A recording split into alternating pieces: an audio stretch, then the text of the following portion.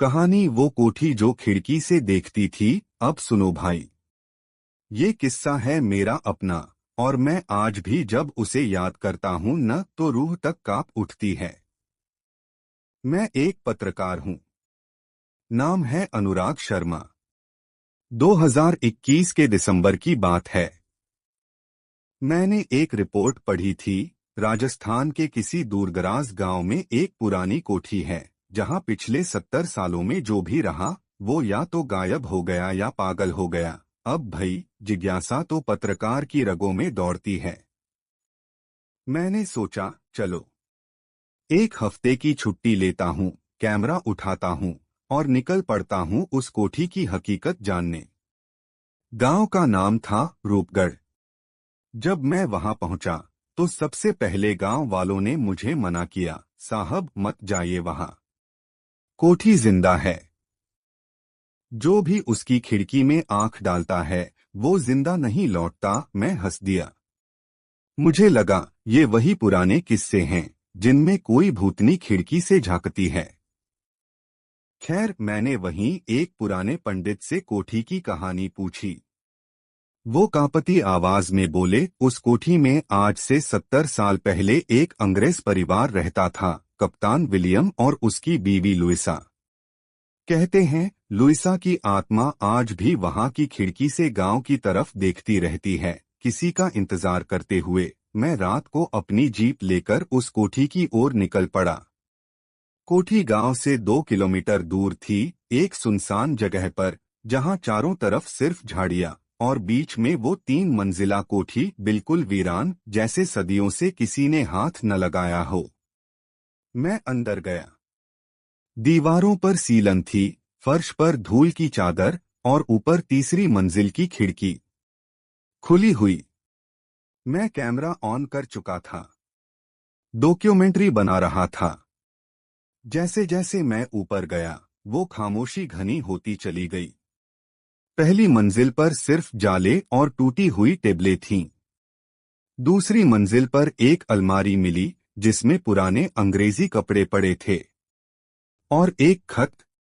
खत में लिखा था, if someone reads this, I am sorry, she is still watching from the window, don't look back when you here the music. मैं चौंका।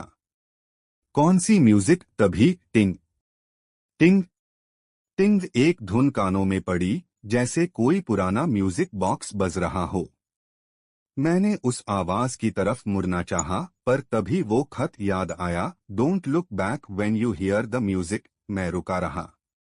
सांसें थमी और वो संगीत रुक गया। अब मैं तीसरी मंजिल पर पहुंचा। खिड़की अब भी खुली थी। जैसे ही मैं पास गया, कमरे में एक जबरदस्त ठंडक फैल गई। इतना ठंडा कि मेरी सांसें धुआं बनकर बाहर निकल रही थीं। खिड़की के पास एक पुरानी कुर्सी थी और उस पर बैठा था कोई। मैं पीछे से देख सकता था, लंबे भूरे बाल, एक पुरानी अंग्रेजी ड्रेस और हाथों में कुछ पकड़ा हुआ। मैं जड़ हो गया। कैमरा हाथ से छूट गया। तभी उसने धीरे से सिर घुमाया, और वो चेहरा, कांच जैसा सफेद, नीली आंखें, और एक ऐसी मुस्कान जो सीधे आपकी आत्मा चीर दे। वो बोलती नहीं थी, बस देखती रही, मैं जैसे किसी ट्रांस में था।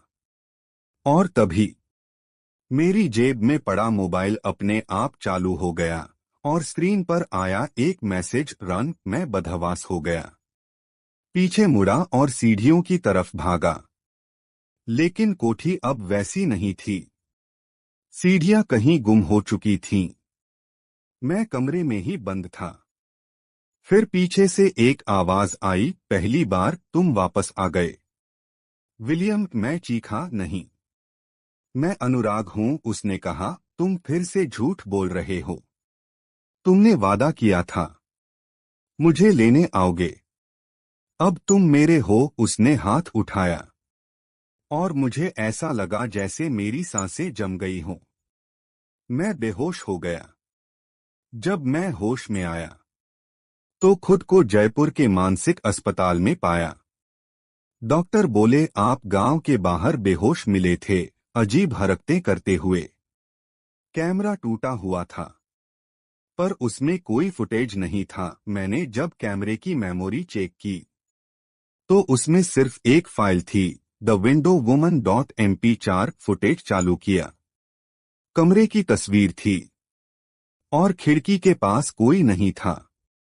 पर आखिर में वीडियो के अंतिम 10 सेकंड में वो खिड़की खुद ब खुद बंद होती है और स्क्रीन पर आता है एक चेहरा सीधा कैमरे में झांकता हुआ।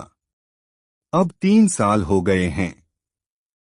मैं ठीक हूं शायद, पर आज भी कभी कभी रात के 2 बजे जब सब सो रहे होते हैं, मुझे वो खिड़की दिखती है और उसमें बैठी एक औरत जो मुझे देखकर मुस्कुराती है और कहती है, विल यू कम बैक?